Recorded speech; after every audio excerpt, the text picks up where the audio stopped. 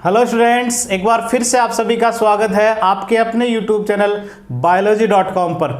आज हम DNA replication को प्रूफ करने वाला जो एक्सपेरिमेंट है, मिशेल्सन और स्टाल का एक्सपेरिमेंट, इसे समझने वाले हैं। यह न केवल आपके 12th क्लास में है बल्कि आपको ये बीएससी में भी देखने को मिलेगा, एमएससी में भी इसे आपको पढ़ना है, और आगे अगर नेट जेआरएफ की आप एग्ज़ाम दोगे सीएसआईआर तो उसमें भी इससे संबंधित प्रश्न आते हैं। इसलिए इसे आपको लास्ट तक देखना है। हर एक बिंदु आपके लिए बहुत बहुत महत्वपूर्ण होने वाला है। ये जो एक्सपेरिमेंट है मिशेल्सन और स्टाल का, इसे the most beautiful experiment in biology कहा जाता है। जीव विज्ञान का सबसे सुंदर एक्सपेरिमेंट इसे कहा जाता है, ऐसी संज्ञा इस एक्सपेरिमेंट को दी गई है। अब चलो इसे समझते हैं। ये जो एक्सपेरिमेंट किया गया, ये एक्सपेरिमेंट किया गया डीएनए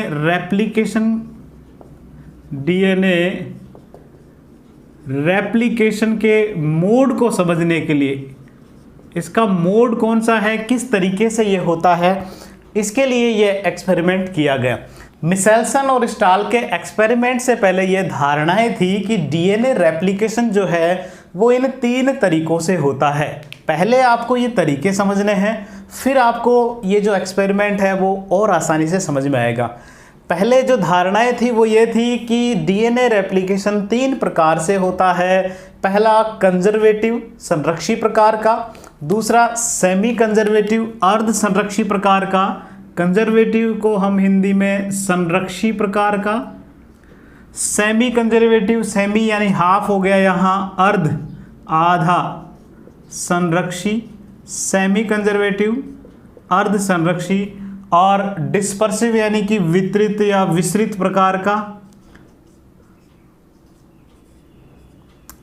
संरक्षी प्रकार का जो डीएनए रेप्लिकेशन है वो ये कहता है कि जो पेरेंटल डीएनए होता है, जैसे यहाँ ब्लैक रंग से मैंने बना रखा है कि जो पेरेंटल डीएनए होता है वो किसी तरीके से पूरा का पूरा पेरेंटल डीएनए टेम्पलेट की तरह कार्य करता है। फोटोकॉपी की जो आप लेकर जाते हो, जैसे मान लो आप नोट्स फोटोकॉपी कराने जा रहे हो, तो आप जिस बच्चे की, जिस अपने साथी के पेज को लेके जा रहे हो वो टेम्पलेट कहलाता है। उसको मशीन में रखते हैं और उसकी हूबहू कॉपी निकलती है। तो टेम्पलेट आपको समझ में आ गया होगा क्या होता है।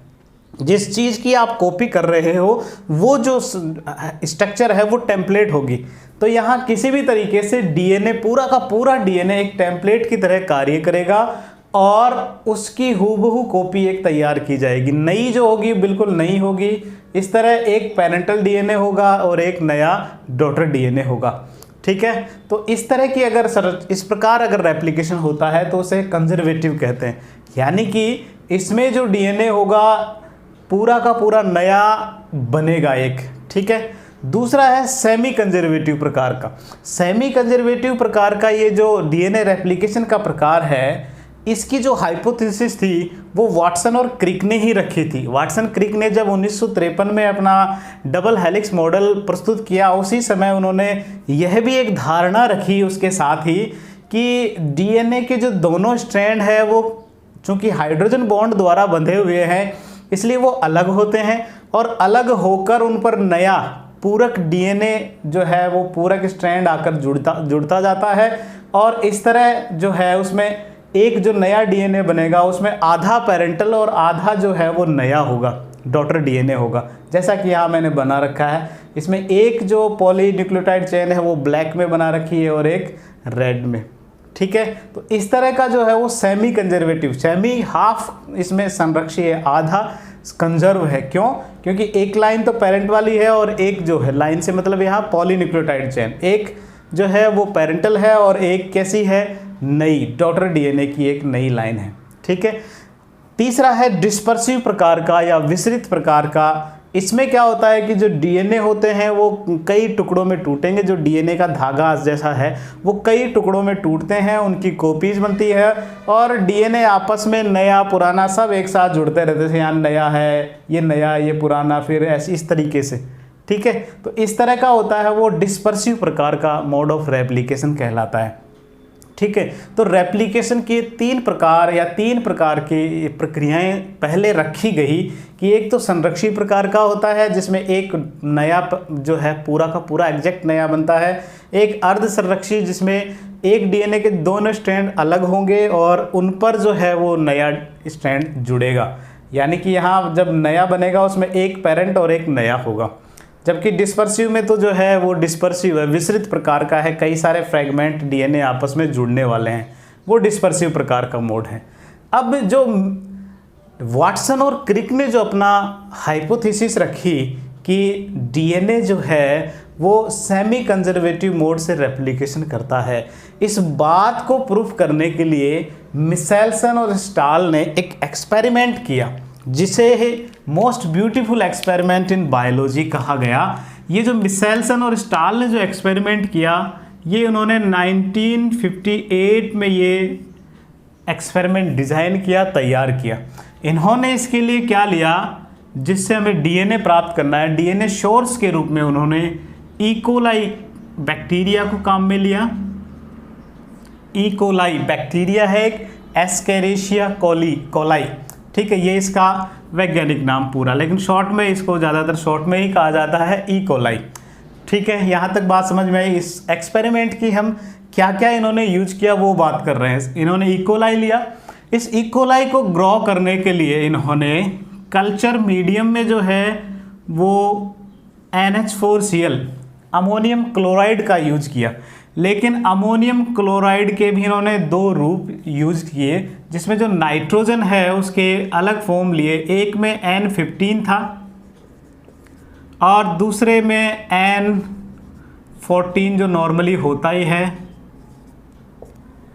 यहाँ N15 जो है, N15 जो है वास्तव में नाइट्रोजन का एक हैवी आइसोटोप है, हैवी आइसोटोप है।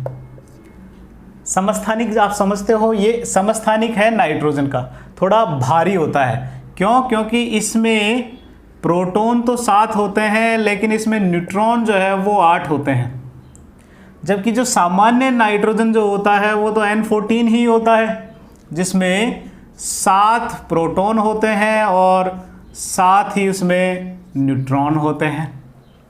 ठीक है, तो ये जो है थोड़ा हैवी होता है और ये जो है वो नॉर्मल है, या यूँ कह सकते हैं ये लाइटर है, इससे हल्का है। ठीक है, तो कल्चर मीडियम के रूप में कि नाइट्रोजन सोर्स अगर ये ले, नाइट्रोजन का स्रोत इसको उठाना है इकोलाई को बढ़ने के लिए, तो ये वाला ले या ये वाला ले, ये भी हम देखेंगे अभी कैसे कैसे कौन सा ये लेंगे किस तरीके से। इसके अलावा इन्होंने जो है सीजियम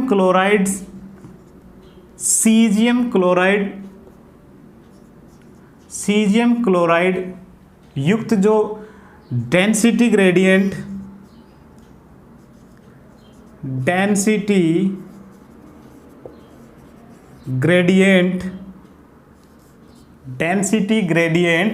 सेंट्रीफ्यूगेशन का यूज किया।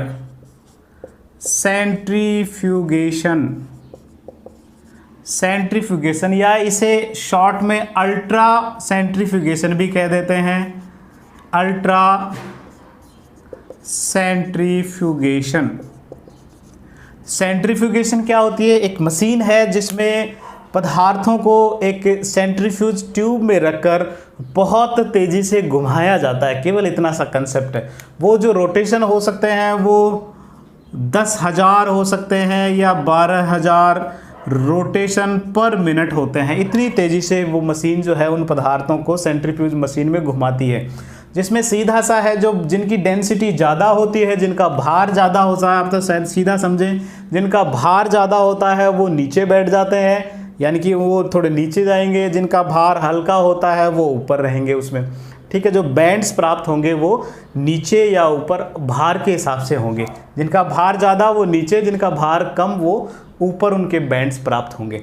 ठीक है, तो इस तरह इनका यूज करके और मिशेल्सन और स्टाल ने एक्सपेरिमेंट किया। अब वो एक्सपेरिमेंट क्या था वो समझे। इन्होंने क्या किया, कल्चर मीडियम तैयार किया और उस कल्चर मीडियम में, जैसे ये कल्चर मीडियम है, जिसमें इकोलाई को ग्रोथ करवानी है। ग्रोथ करवाएंगे तो श्योर है उसको कल्चर मीडियम चाहिए, कुछ पोषक पदार्थ चाहिए। इन पोषक पदार्थों में इसने क्या किया, NH4Cl मिक्स किया और वो भी N15 वाला। कौन सा? N15 वाला इसमें मिक्स कर दिया और यहाँ फिर इसमें डाल दिए इकोलाई ताकि ग्रोथ करें और कई जनरेशन्स तक इनको जो है ग्रोथ करने दिया। इकोलाई लगभग जो है वो 20 मिनट में जो है वो नई जनरेशन पैदा करते हैं। लगभग हर 20 मिनट में इनकी नई जनरेशन प्राप्त हो जाती है। तो इस तरह कई सारी जनरेशन्स इनकी प्राप्त की और ये प्राप्त करने का उनका उद्देश्य क्या था, ताकि अब जो इकोलाई में जो डीएनए होगा, यहाँ जो इकोलाई जो ग्रोथ होगी, उस इकोलाई में जो डीएनए होगा वो अब नाइट्रोजन ले लेगा। कौन सी वाली? N15 वाली। इसलिए ये सारा कार्य किया। आप यहाँ जैसे मैं ये इकोलाई अब बना रहा हूँ, इस इकोलाई से डीएनए अलग किया गया, क्योंकि हम सब जानते हैं डीएनए में नाइट्रोजन होती है। हमने नाइट्रोजन बेसेज पढ़े, वहाँ डीएनए में नाइट्रोजन होती है। तो अब जब इकोलाई ग्रोथ करेगी, श्योर है ग्रोथ करेगी, तो मीडियम से माध्यम से वो क्या लेंगे, पदार्थों को यूज करेंगे ताकि बढ़ सके। उन पदार्थों में नाइट्रोजन कौन सा था? N15 था। तो इस इकोलाई ने भी N15 ले लिया और अब डीएनए बनाया। तो डीएनए में अब वास्तव में कौन सा नाइट्रोजन हो जाएगा? N15 हो जाएगा इस इकोलाई के डीएनए में। यहाँ तक बात समझ में आई।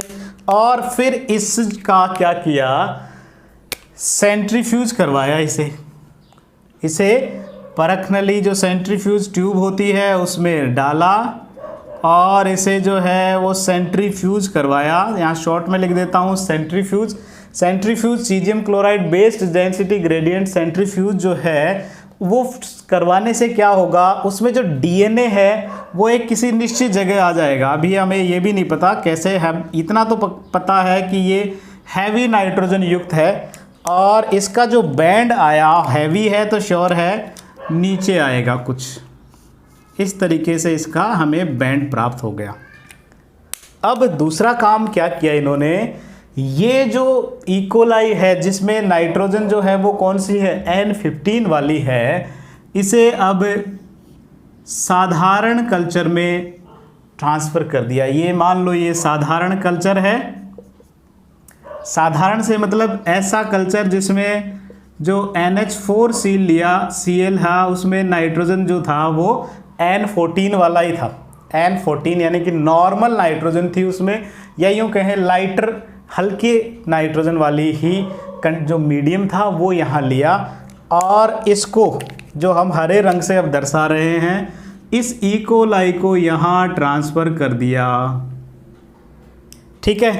अब आप सोचिए जब ये इकोलाई ग्रोथ करेगी, जब ये बढ़ेगी तो वही डीएनए रेप्लिकेशन होगा। रेप्लिकेशन होने के बाद सेल डिवाइड करेगी, 2 सेल्स बनेगी। तो सेल डिवाइड होने के लिए आवश्यक पदार्थ उसे चाहिए, नाइट्रोजन चाहिए। तो वो नाइट्रोजन कहाँ से? इस मीडियम से लेगी। मीडियम में नाइट्रोजन कौन सी है? अब N14 वाली है। कौन सी है? N14 वाली है। तो अब जब इससे जब अगली पीढ़ी यहाँ फर्स्ट जनरेशन इससे जब प्राप्त की गई, इससे जो पहली जनरेशन प्राप्त हुई, यहाँ इकोलाई की जो है पहली जनरेशन प्राप्त हो गई और इस जनरेशन से जो है वो डीएनए अलग किया गया। इस जनरेशन से डीएनए को अलग किया गया और इस डीएनए को नेक्स्ट वही कार्य किया, क्या? इसे सेंट्रीफ्यूज करवाया, डेंसिटी ग्रेडियंट सेंट्रीफ्यूज। ये जो डीएनए हमने अलग किया, इस डीएनए को सेंट्रीफ्यूज ट्यूब में डाला और इसे सेंट्रीफ्यूज करवा दिया। सेंट्रीफ्यूज करवाने के बाद इससे जो बैंड प्राप्त हुआ वो कुछ अलग ही प्राप्त हुआ। नॉर्मली जैसे N15 वाला यहाँ आया तो वास्तव में ये जो बैंड था वो थोड़ा ऊपर, ऐसे समझो कि उससे थोड़ा ऊपर आया। ठीक है। जैसे इसकी जो था वो कुछ इस लाइन में था, लेकिन ये इसमें न आकर जो N15 वाली लाइन थी वहाँ ना आकर उससे थोड़ा ऊपर प्राप्त हुआ। यहाँ तक बात समझ में आ गई। अब इस एक्सपेरिमेंट से इन्होंने इसमें एक बात तो क्लियर कर दी कि बैंड जो है नॉर्मली जैसे अगर कंजर्वेटिव प्रकार का होता, हम पहले वाले बिंदु पे बात कर रहे हैं, अगर ये जो रेप्लिकेशन की प्रक्रिया अगर कंजर्वेटिव या संरक्षी प्रकार की होती, जिसमें क्या कहा गया कि इसमें नया डीएनए जो बनता है बिल्कुल एग्जैक्ट नया होगा, उसमें पेरेंट का कुछ भी नहीं होता, तो उस हिसाब से तो दो क्या बनने चाहिए थे, बैंड बनने चाहिए थे, दो अलग अलग। क्यों? क्योंकि यहाँ N15 वाला पेरेंट का है और मीडियम जो मिला वो नया जब बनाएगा तो श्योर है कि वो N14 वाला लेगा। तो ऐसे में N15 के लिए अलग से बैंड बनता जो इसकी सीध में होता, आप ऐसे समझो, और N14 का अलग से बैंड बनता। दो बैंड बनने चाहिए थे, लेकिन मिशेल्सन और स्टाइल को केवल फर्स्ट जनरेशन में क्या हुआ, केवल एक ही बैंड मिला, जो इस बात को कहीं ना कहीं इंगित करता है कि कंजर्वेटिव मोड से जो है वो कोई रेप्लिकेशन की क्रिया नहीं होती। तो यहाँ पहली जनरेशन से ही ये बात तय हो गई कि ये जो रेप्लिकेशन की क्रिया है वो संरक्षी या कंजर्वेटिव प्रकार की नहीं होती है। ठीक है, लेकिन सेमी कंजर्वेटिव और डिस्पर्सिव दोनों इस बात से साबित होती है, क्योंकि यहाँ पर भी दोनों का मिक्सचर बन रहा है डीएनए का, यहाँ पर भी दोनों का देखा जाए तो मिक्सचर ही है। इसका मतलब यहाँ जो है वो ऐसा सिस्टम बना है जिसमें डीएनए मिक्स्ड है, यानी कि इन दोनों बातों को साबित कर रहा है, सेमी कंजर्वेटिव और डिस्पर्सिव दोनों को मिक्स्ड है, तभी एक ही बैंड प्राप्त हुआ। यानी कि नाइट्रोजन यहाँ 15 भी है, नाइट्रोजन यहाँ 14 भी है। ठीक है, अगले जनरेशन में हम पहुँचते हैं। अब इसी को, ये जो था इसकी एक और जनरेशन आने दी। कैसे? 20 मिनट बाद इससे फिर इकोलाई प्राप्त हुआ, क्योंकि हर 20 मिनट में ये नई जनरेशन बनाते हैं। तो इसकी जो है वो सेकंड जनरेशन प्राप्त की इसी कल्चर मीडियम पे, जो साधारण था वही NH4Cl वाला, और यहाँ इसमें जो इकोलाई है अब इसकी जनरेशन बढ़ गई, एक और जनरेशन बढ़ गई तो संख्या बढ़ेगी। इससे प्राप्त किया डीएनए, और इस डीएनए को फिर से क्या करवाया, सेंट्रीफ्यूज करवाया। इस डीएनए को क्या करवाया, फिर से इसका सेंट्रीफ्यूगेशन करवाया गया। सेंट्रीफ्यूज ट्यूब में इस डीएनए को लिया और इसे सेंट्रीफ्यूगेशन के लिए डाल दिया। सेंट्रीफ्यूगेशन के बाद में इसके बैंड्स चेक किए गए, तो इन्होंने क्या पाया कि यहाँ जो है वो दो बैंड प्राप्त हुए, यहाँ जो है वो दो बैंड्स प्राप्त हुए।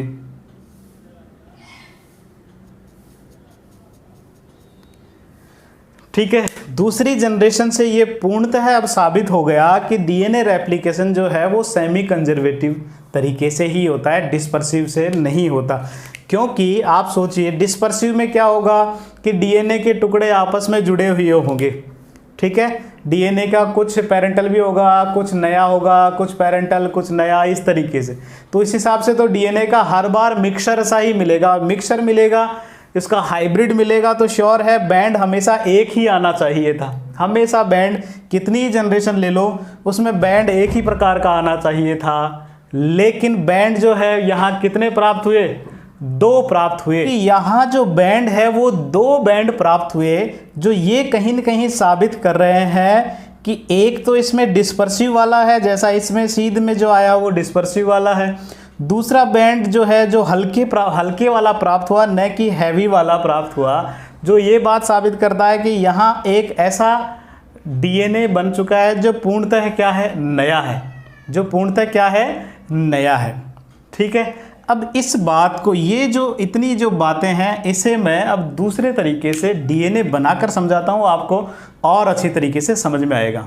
अब आप कुछ इसे इस तरीके से समझिए, ये अभी डीएनए को मैं समझाने के लिए ही सीधा बना रहा हूँ।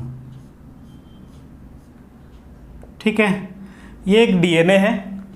ठीक है, और जब इसे NH4Cl, वो भी कौन सा वाला, N15 वाला जो है उसमें ग्रो किया, तो यहाँ शॉर्ट में समझाने के लिए इसे मैं यहाँ, यानी कि दोनों स्ट्रैंड में जो है वो नाइट्रोजन इन्वेड हो चुका है, इसमें जुड़ चुका है। ठीक है, अब जो है ये टोटल जो है हैवी होगा, और इस वजह से जो बैंड आया वो कुछ इस तरीके का आया। ये पहली वाली ट्यूब मैंने यहाँ रख दी, और इसका जो बैंड आया था वो हैवी आया था, कुछ हैवी था, तो इसलिए वो बैंड नीचे बनेगा। अब मैं यहाँ सभी को एक सीध में बनाऊंगा, एक के बाद एक, ध्यान रखना, तो आपको और अच्छी तरीके से समझ में आएगी ये चीज़। ये इस सीध में बनाएंगे हम ट्यूब को, ठीक है। अब बात करते हैं इसकी, फिर जब फर्स्ट जनरेशन में हम गए तो फर्स्ट जनरेशन में सेमी कंजर्वेटिव अगर तरीके से होता तो डीएनए कुछ इस तरीके से बनता। उसका जो है, जो दो पॉलीन्यूक्लियोटाइड चेन्स हैं वो अलग अलग होगी, दो जो चेन्स हैं वो दोनों अलग होंगी, और अलग होकर उन चेन को देखते हुए ही, वो जो चेन्स हैं उनको देखते हुए ही, यानी कि उनके पूरकता के हिसाब से ए है जहाँ टी आ जाएगा, इस तरह के न्यूक्लियोटाइड्स उसमें जुड़ते गए और नया स्ट्रैंड बन गया। इसलिए ये टेम्पलेट हो जाएगा। चूँकि यहाँ आप गौर कीजिए, एक जो इसमें N15 वाली एक जो चैन थी, एक दूसरी भी N15 वाली, दोनों अलग अलग हो गई। एक जो होगी इसमें नई बनेगी, वो तो नया मीडियम लेगी। नए मीडियम में क्या था, N14 ही था, 14 ही था, ठीक है। तो यहाँ दूसरा जो बनेगा उसमें नया बनेगा, तो श्योर है वो नाइट्रोजन नॉर्मल या लाइटर वाला ही लेगा, N14 ही लेगा, ठीक है। जबकि जो पेरेंटल था वो क्या था, 15 वाला हैवी नाइट्रोजन था। यहाँ तक बात समझ में आ गई। तो फर्स्ट जनरेशन, ये जो है वो फर्स्ट जनरेशन थी जहाँ हमें केवल एक बैंड प्राप्त हुआ था, लेकिन वो थोड़ा ऊपर था। उसका कारण यहाँ देखो, अब आपको समझ में आ गया होगा, क्योंकि ये और ये दोनों एक जैसे ही हैं, बस हाइब्रिड है। यानी कि ये N15 वाले और N14 वाले दोनों के एवरेज हैं। अगर बैंड मान लो ये पूरे 15 वाले होते तो बैंड हैवी आता, इस जैसा ही आता, या पूरे 14 वाले होते तो बैंड हल्का आता और ऊपर आता। लेकिन ये जो है N14 और 15 दोनों युक्त है, इसलिए इन दोनों का जो बैंड आएगा वो एक ही आएगा। क्या आएगा, एक जैसा ही आएगा। और इस वजह से चूंकि ये है औसत वाले हैं 14 और 15 दोनों का, तो ये इनसे थोड़ा ऊपर और आएगा, बैंड आएगा जो 15 वाला है उससे थोड़ा ऊपर आएगा। इस तरीके से उन्हें ऐसे प्राप्त भी हुआ। इस सीध में ना आकर देखो ये थोड़ा ऊपर प्राप्त हुआ, जो इस बात को इंगित करता है कि जो अब डीएनए प्राप्त हुआ वो थोड़ा हल्का प्राप्त हुआ, बजाय N15 वाला जो है उससे। यहाँ तक बात समझ में आ गई। अब फिर अगली जनरेशन में गए। नेक्स्ट जनरेशन में जब गए तो इन डीएनए से जो है फिर से नई जनरेशन प्राप्त होगी। यहाँ इसमें भी अगर सेमी कंजर्वेटिव तरीके से ही होता तो ये किस तरीके से होता, ये दोनों के दोनों जो स्ट्रैंड्स हैं वो अलग होंगे। इसका स्ट्रैंड इस तरीके से अलग हुआ और इसका जो स्ट्रैंड है एक अलग हो गया, एक ये अलग हो गया, इसका जो है एक ये अलग, ये स्ट्रैंड्स अलग होंगे और फिर नया स्ट्रैंड्स इन पर लगेगा। ये जो बना रहा हूँ ये अब नए स्ट्रैंड्स हैं, ठीक है। इस तरीके से नया जो है इसमें तो इस तरीके से बन जाएगा। ये तो इसमें जुड़ गए नए, ठीक है। सेमी कंजर्वेटिव तरीके से अगर ये होता है तब। यहाँ तक बात समझ में आ गई। और एक पेरेंटल इनमें था ही था।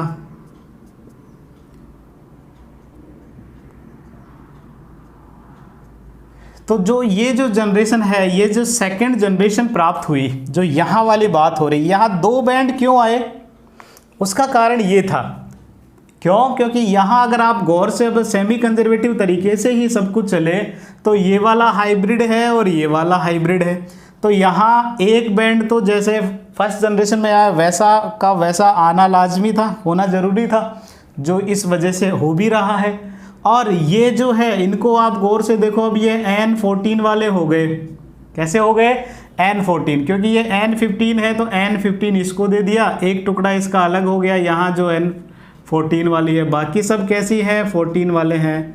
यहाँ आप गौर से देखिए बस एक ही है जो 15 वाला है, इसको देख के नया 14 वाला बनेगा, बाकी इस 14 को देखकर तो नया वो भी 14 वाला ही बनेगा। तो हुआ क्या कि ये जो दो नए स्ट्रैंड बने हैं ये बिल्कुल नए और N14 वाले ही थे, यानी कि लाइटर है, ये हल्के वाले हैं। तो श्योर है कि जो अब जो बैंड आए थे, इस बैंड के आने का कारण कुछ ये था। अब जो बैंड आ रहे हैं वो 2 बैंड क्यों आए? क्योंकि इसमें 2 तरह के, एक तो हाइब्रिड प्रकार का डीएनए बना और एक एग्जैक्ट नया वाला। तो हाइब्रिड जैसा आया और एक हल्का वाला आया जो इस तरीके से बैंड प्राप्त हुआ।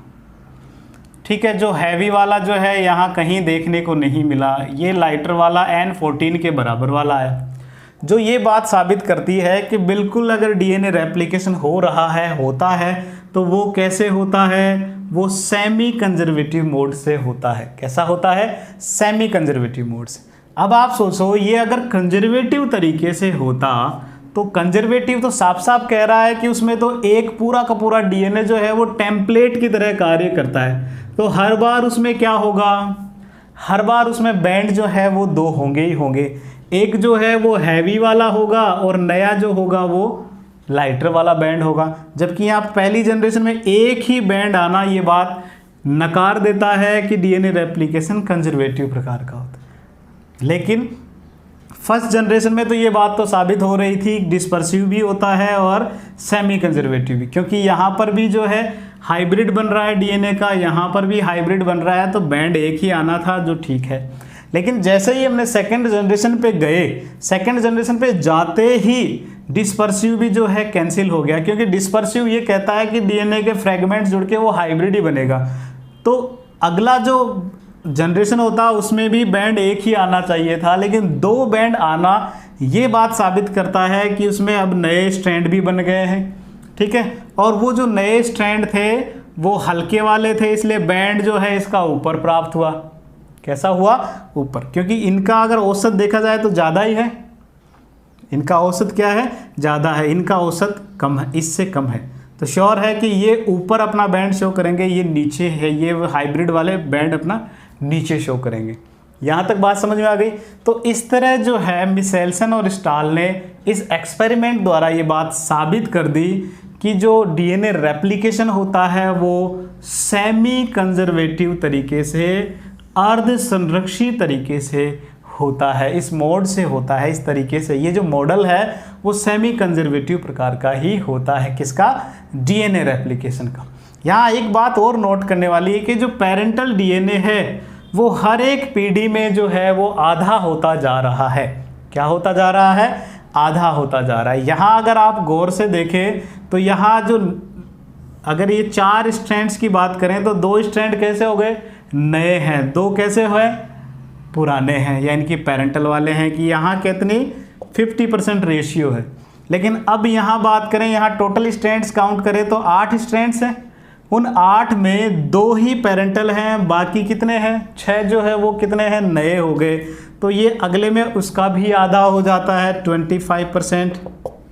और उससे अगली जनरेशन में भी जाएंगे तो ये वाला पेरेंटल डीएनए और कम हो जाएगा 12.5%।